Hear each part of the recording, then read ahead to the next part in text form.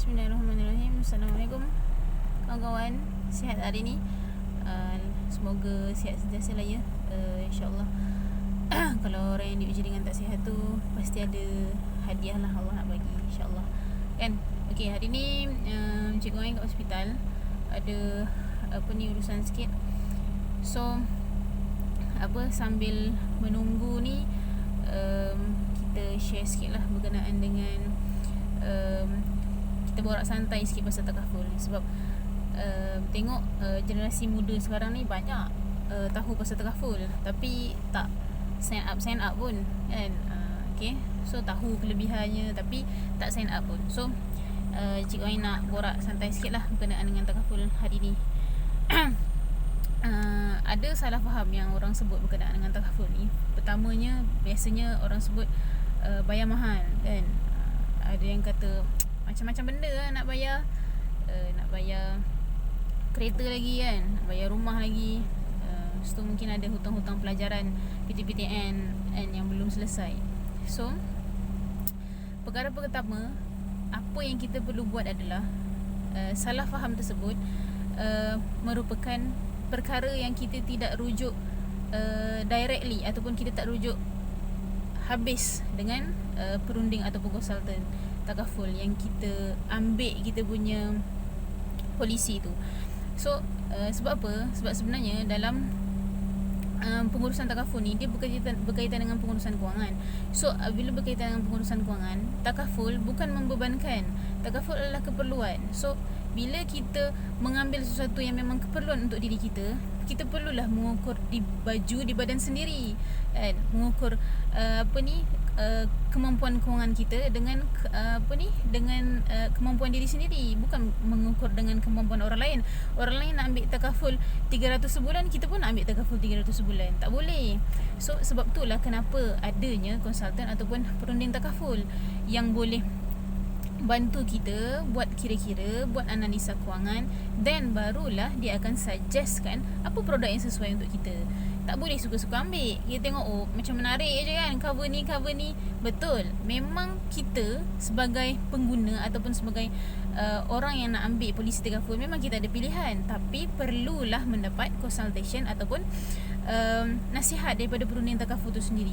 Okay, so dia akan bantu kira, InsyaAllah akan pilihkan apa yang sesuai untuk diri kita kan, untuk diri kita, untuk kemampuan kewangan kita, apa yang sesuai. Okay, jangan jadikan takaful ni macam ikut orang. Tak, kita ikut orang betul, kita ikut benda yang betul, tapi sebelum kita nak ikut, kita kena tahu dulu apa yang sesuai untuk kita. Betul ke benda ni okey untuk kita kan? Okay, so semak balik. Kalau yang dah ambil polisi takaful tu, semak balik takaful kita dengan ejen kita.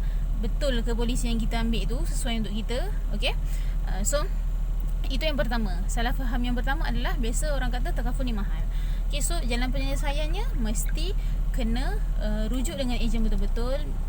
Perlu analisa kewangan betul-betul sebelum ambil takaful yang sesuai untuk diri kita.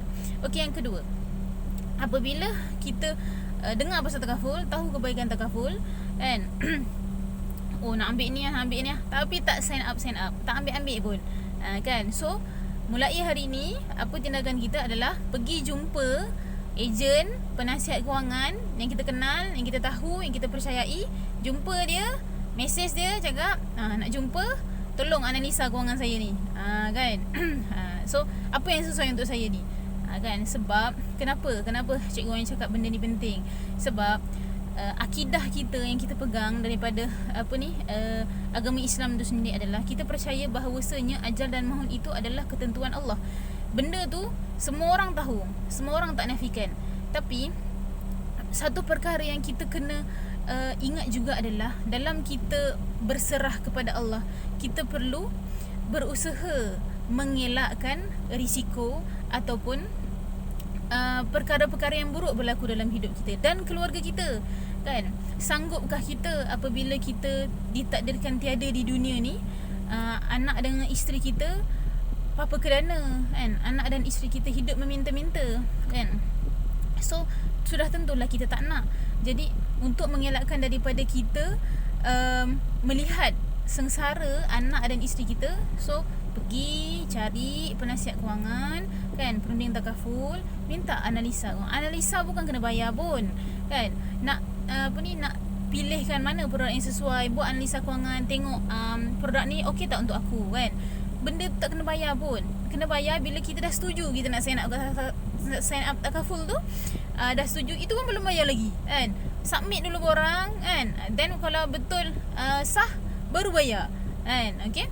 So minta quotation, minta nasihat, benda tu tak berbayar. Subhanallah. Sebenarnya perunding takaful ni lagi suka kalau orang nak jumpa dia. Kalau macam saya kan, saya lagi suka kalau orang nak jumpa saya. Kita boleh cerita apa masalah yang berlaku dalam hidup dia. Dan ingat, perunding takaful ni dia di bawah Akta Bank Negara Malaysia. Dia tak boleh suka-suka je dia nak sebarkan maklumat peribadi kita ni kepada orang kan. So jangan risau. Kalau misal katalah kita punya maklumat peribadi ni sampai kepada orang lain kan, so sebenarnya ejen takaful tu tersilap lah. So sebagai ejen takaful pun, siapa-siapa yang jadi ejen takaful, perunding takaful, perlu memastikan bahawa kita menyimpan kerahsiaan. Sebab itu memang akta, dan itu adalah akta bukan akta main-main lah. So maklumat-maklumat peribadi tu semua di bawah kerahsiaan. Okay. So jangan risau, buat je analisa kewangan. InsyaAllah perunding takaful ataupun perunding kewangan kita akan bantu. InsyaAllah buat analisa dulu, then dia akan bagi nasihat balik apa yang sesuai atau apa yang tak sesuai. Kadang-kadang ada orang ambil takaful dalam RM60-70 je sebulan kan. Sebab kita nak mengikut keperluan dan kemampuan kewangan dia, bukan ikut-ikut orang. Kalau orang nak ambil 200-300, kita pun nak ambil 200-300. Tak boleh. Okay. So ingat, takaful ni adalah membantu menghadapi risiko. Okay. Dan benda tu nak meringankan beban. So benda pertama sebelum ambil takaful, dalam fasa kita nak ambil takaful tu, dalam masa yang sama, tolong penuhkan kita punya tabung simpanan kecemasan. Macam Cikgu yang pernah live sebelum ni dalam Facebook, kena penuhkan tabung simpanan kecemasan. Kalau tabung simpanan kecemasan, kalau kita punya gaji kita 2,000, simpanan kecemasan mestilah ada 6 bulan gaji kita. 6 kali 2, 12,000 sepatutnya kena ada. Simpanlah kat mana-mana, tempat yang mudah, ASB ataupun tabung haji. Kalau ada jenis orang suka simpan bawah bantal tu, wallahualam lah kan.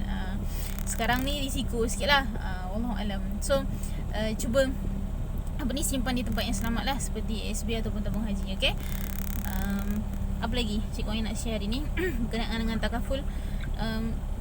Wallahualam lah. Sebab Cikgu Ain rasa ramai je orang yang Cikgu Ain jumpa tahu berkenaan dengan takaful, tahu berkenaan dengan insurans. Macam kereta kan, kenapa kereta ni wajib ambil insurans, wajib ambil takaful? Sebab kereta ni kita bawa dekat jalan raya, memang benda ni tak memang risiko tu kat mana-mana je. Contohlah, kita ni bawa dah elok dah, tiba-tiba pemandu mabuk, wallahualam, na'uzubillah, kat mana-mana kan. Kadang-kadang kita dah hati-hati, tapi orang lain pula kan tak hati-hati, dan kita yang kena risiko, na'uzubillah, kena musibah. So sebab itulah kenapa kalau orang yang bawa kereta, bawa motor, perlu ambil perlindungan insurans ataupun takaful. Sebab benda tu memang sangat-sangat penting dalam hidup kita ni. Dan ingat, kereta penting untuk kita cover diri kita ni. Subhanallah, harta yang lebih penting, harta yang lebih berharga kan, amanah yang Allah bagi pada diri kita ni untuk jaga diri kita. Sebab itulah kenapa kita kena jaga kesihatan, kena jaga pemakanan, kena jaga kita punya exercise hari-hari kan. Kena selain daripada kena jaga dua benda tu, kita kenalah jaga diri kita daripada risiko. So kita kena bersedia kan. Takaful ni insya-Allah akan membantu kita bersedia dalam keadaan kita kesusahan, insya-Allah. Jumpa. Tolonglah, Cikgu Ain minta sangat, tolonglah jumpa kenalan-kenalan korang yang korang percaya, ejen-ejen takaful yang korang percaya, yang korang kenal. Jumpa, minta buat analisa kewangan, free je. Kalau malu, jangan ajak orang lain, jumpa je ejen dengan korang, berdua je. Jumpa kat kedai makan ke, kat KFC ke, dekat rumah dia sendiri ke kan. So benda tu privacy, tak ada orang lain tahu pun. So buat analisa kewangan, InsyaAllah benda ni sangat membantu. Okay. So itu sajalah InsyaAllah hari ni perkongsian Cikgu Ain berkenaan borak santai berkenaan takaful. Nak sangat korang buatlah analisa kewangan. Sebab kita ni kadang-kadang kita tak sempat. Ada orang kerja pergi keluar pagi balik malam. So tak sempat nak analisa kewangan sendiri. Sejauh mana korang punya perbelanjaan keluar setiap hari, berapa banyak perbelanjaan keluar setiap bulan, perbelanjaan kita untuk anak-anak, perbelanjaan untuk bil air, bil elektrik. Memang benda tu kita akan keluar tiap-tiap bulan. So kadang-kadang kita tak sempat pun nak tengok berapa aku keluar untuk benda ni sebulan, berapa aku keluar untuk barang dapur kat rumah aku kan. So jumpa kawan-kawan yang korang kenal, ejen-ejen yang korang kenal, yang korang percaya, jumpa, minta nasihat. InsyaAllah nasihat tu percuma je. Kuang-kuang pun kalau dia orang datang rumah korang keluarkan air teh je kan, modal RM1, RM2 je kan. Macam tu. Kalau orang tetamu datang rumah, kita layan, kan dapat pahala. Allah kan suka apabila kita muliakan tetamu ni. Okey, InsyaAllah itu saja kongsian daripada Cikgu Ain hari ni, borak-borak santai berkenaan dengan takaful. Jangan lupa jumpa kawan yang korang kenal, ejen takaful yang korang kenal, minta nasihat berkenaan dengan kewangan. Okey, itu saja hari ini. Assalamualaikum warahmatullahi wabarakatuh. Pagi.